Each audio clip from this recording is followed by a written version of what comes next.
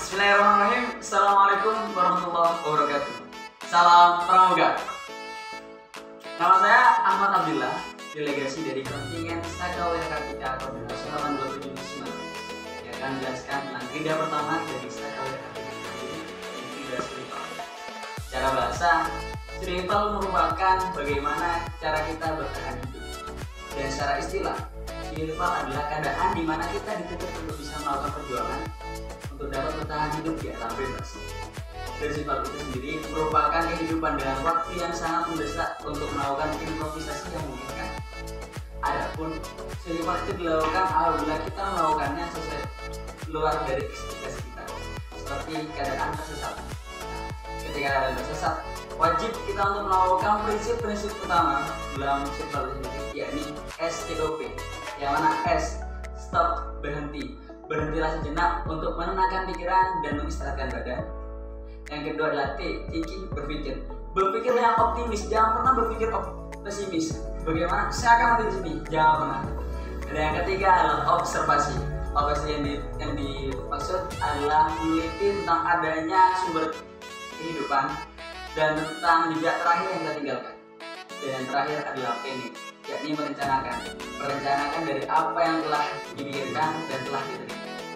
Dari hal ini, adapun unsur-unsur yang harus diprioritaskan lebih utama untuk melakukan survival, yakni yang pertama adalah udara, karena tanpa adanya udara, manusia hanya bisa bertahan hidup 3-5 menit saja. Dan yang kedua adalah perlindungan yang dimaksud adalah perlindungan dari keganasan alam dan cuaca buruk. Seperti yang pertama, bivak, shelter maupun tenda. Yang mana bivak ini sendiri ada dua, bivak alami dan bivak buatan. Dan yang terakhir adalah api untuk menjaga temperatur tubuh. Dan selanjutnya adalah istirahat. Istirahat yang dimaksud adalah istirahat fisik dan mental, sebab stres dapat mengurangi kehebatan seseorang dalam melakukan survival. Dan yang keempat adalah air, karena pada dasarnya manusia dapat bertahan hidup 4-5 hari tanpa adanya air.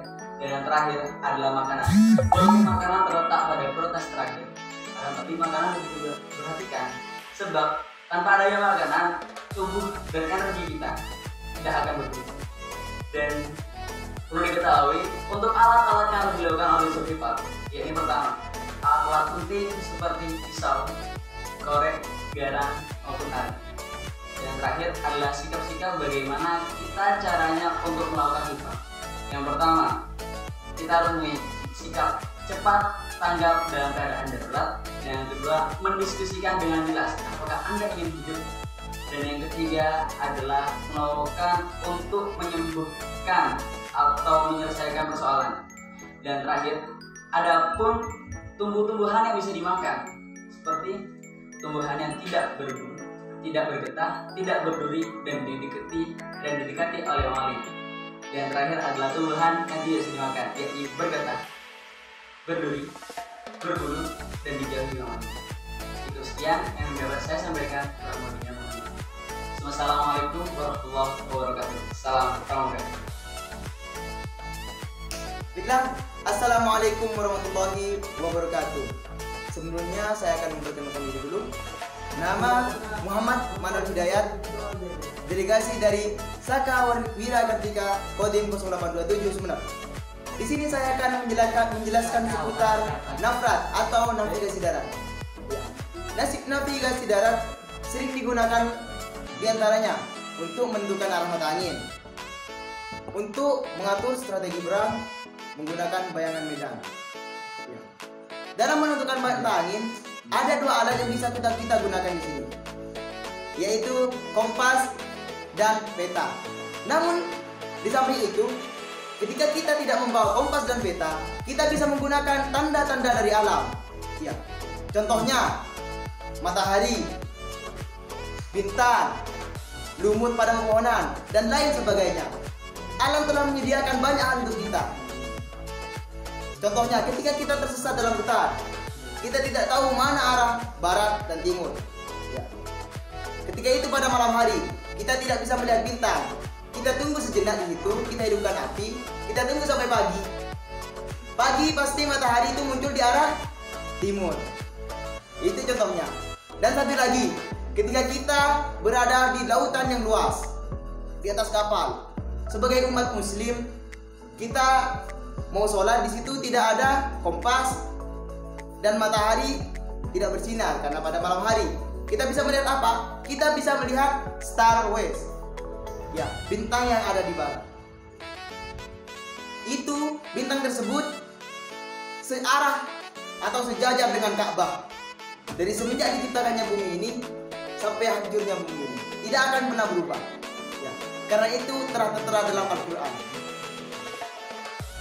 Mungkin itu saja seputar navigasi darat. Sekian, wassalamualaikum warahmatullahi wabarakatuh.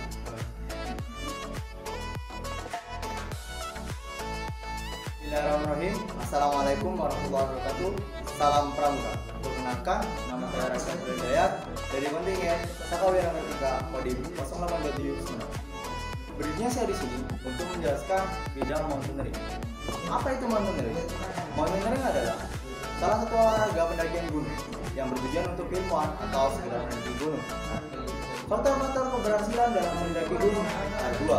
Yang pertama, faktor internal. Yang kedua, faktor eksternal. Yang pertama, faktor internal. Faktor dari diri kita sendiri, yaitu faktor fisik, faktor mental, faktor etika, faktor keterampilan, faktor perlengkapan. Yang kedua, faktor eksternal. Faktor di luar diri kita sendiri atau faktor alam. Contohnya hujan, badai, angin puting beliung, dan bencana alam yang lain. Oke, dari faktor-faktor keberhasilan tersebut, kita harus merencanakan bagaimana faktor-faktor keberhasilan tersebut berhasil. Yang pertama, kita harus menghitung berapa lama kita mendaki. Yang kedua, apa saja aktivitas saat kita mendaki. Yang ketiga, bagaimana medan yang kita lalui. Yang keempat, berapa bekal yang harus kita bawa. Jadi, kita harus merencanakan sebelum kita mendaki. Oke, masalah perlengkapan untuk mendaki. Banyak sekali perlengkapan untuk mendaki. Untuk perjalanan, untuk memasak, untuk tidur, untuk kesehatan. Untuk perjalanan, kita bisa membawa sepatu trekking, kita bisa membawa carrier, tenda, sleeping bag, dan lain-lain. Untuk memasak, kita bisa membawa nesting, kompor, gas. Untuk tidur, kita bisa membawa sleeping bag, jaket, matras, dan tenda. Untuk kesehatan, kita bisa membawa kotak P3K. Dari semua perlengkapan tersebut, kita harus melengkapinya karena wajib bagi kita untuk menjaga diri kita sendiri. Oke, untuk menyusun perlengkapan di dalam carrier, banyak sekali pendaki pemula yang kurang paham bagaimana menyusun carrier. Jadi banyak kerugian yang dialami mereka. Yang pertama, rugi waktu. Yang kedua, rugi stamina. Oke, langsung saja. Yang pertama, kita harus meletakkan atau mengelompokkan barang dengan jenis dan kegunaannya dan masukkan dalam kantong plastik. Mengapa kita harus masukkan dalam kantong plastik? Karena cover bag di carrier tersebut belum tentu menghalangi air untuk masuk ke dalam carrier. Yang kedua, kita memasukkan barang-barang yang sering kita pakai atau yang sewaktu-waktu kita pakai di atas carrier. Yang ketiga, kita masukkan barang-barang berat di tengah carrier dan dekatkan ke tubuh kita. Yang keempat, kita masukkan barang-barang yang ringan tapi jarang kita pakai seperti sleeping bag. Untuk penyusunan tersebut, kita wajib menyusun dengan baik karena tidak merugikan bagi kita. Oke, sekian dari saya. Wassalamualaikum warahmatullahi wabarakatuh.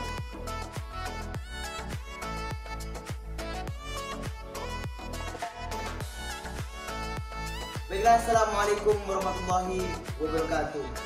Salam Pramuka. Pertama-tama saya akan memperkenalkan diri saya terlebih dahulu. Nama Muhammad Manurul Hidayat, delegasi dari Kodim 027 Sumeneb. Di sini saya akan menjelaskan seputar pioneering. Pioneering sendiri berasal dari bahasa Inggris yang berarti membuat bentuk menggunakan tali dan tongkat berdasarkan model-model tertentu. Pioneering sendiri sering digunakan untuk membantu manusia dalam pekerjaannya sehari-hari dan membuat alat-alat pembantu bagi manusia. Contohnya, membuat kursi, tempat tidur, jembatan, menara pantau, dan lain sebagainya. Dan juga pioneering sering digunakan untuk mengikat suatu benda, contohnya mengikat hewan, mengikat bendera, dan lain sebagainya. Faktor-faktor yang harus diperhatikan dalam pioneering salah satunya yaitu tali.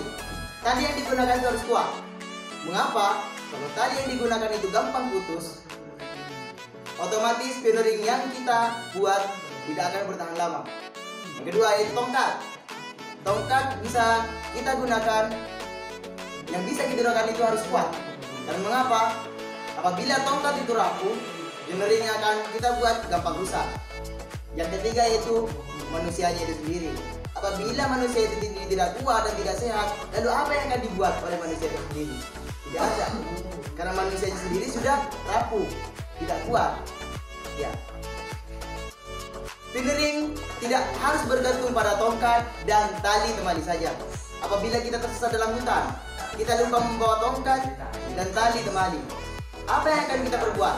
Kalau kita tidak berlaku menggunakan alam-alam di sekitar kita, tali yang bisa kita buat yaitu bisa juga menggunakan akar pohon, ya, dan lain sebagainya. Tongkat bisa juga menggunakan ranting, bambu, dan lain sebagainya. Apabila bambu itu kering, jangan dibuat pioneering, takutnya rapuh dan gampang patah. Contoh dari kegunaan pioneering sendiri yaitu apabila kita ingin melewati jurang, ya, kita bisa membuat pioneering dengan bentuk jembatan. Apabila kita ingin duduk, kita bisa membuat pioneering dalam bentuk kursi dan lain sebagainya. Pioneering banyak sekali kegunaan yang dihasilkan oleh pioneering. Mungkin itu saja yang dapat saya sampaikan seputar pioneering. Kurang lebihnya mohon maaf. Wassalamualaikum warahmatullahi wabarakatuh. Assalamualaikum warahmatullahi wabarakatuh. Kenalkan, nama saya Muhajirin Bahtiar, delegasi dari kontingen Saka Wirakatika 0879. Berdirinya saya di sini untuk menjelaskan tentang krida kelima Saka Wirakatika, yaitu penanggulangan bencana tentang pertolongan pertama gawat darurat. Pertolongan pertama dapat menyelamatkan jiwa, mencegah luka-luka agar tidak semakin parah, menjaga dan menyadarkan orang yang tidak sadar. Pertolongan pertama tidak hanya kita lakukan ketika kita melihat bencana alam saja, akan tetapi teknik-teknik pertolongan pertama dapat dilakukan ketika kita melihat korban kecelakaan atau trauma. Langkah-langkah yang harus kita lakukan ketika kita melihat korban terluka. Yang pertama, tenang, karena hanya orang yang tenang yang dapat menolong orang lain. Kedua, keselamatan penolong juga penting untuk menolong korban. Ketiga, mencari bantuan seorang ahli sangatlah penting. Jika memungkinkan, suruhlah orang lain untuk menjadi bantuan. Jika hanya Anda satu-satunya orang yang ada di sana, maka tinggalkanlah korban dan carilah bantuan.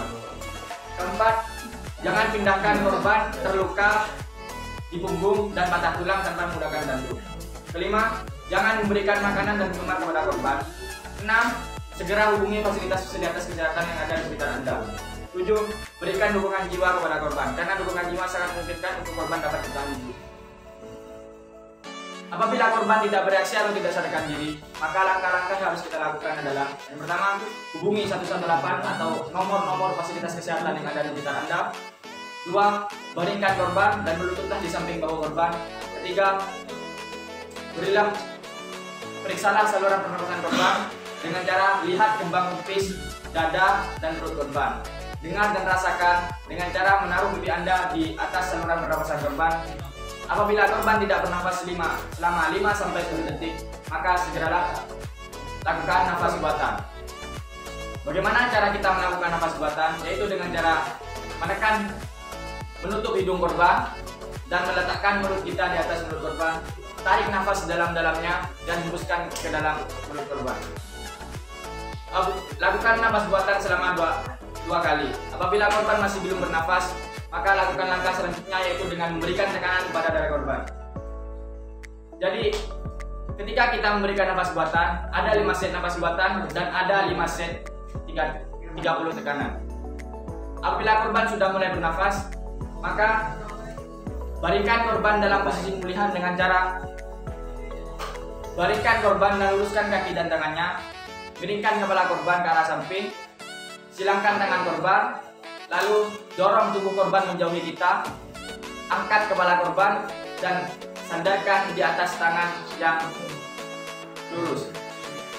Karena tangan yang lurus itu sebagai penopang atau bantal untuk mencegah cairan agar tidak masuk ke dalam tubuh lagi. Mungkin sekian dari saya. Wassalamualaikum warahmatullahi wabarakatuh.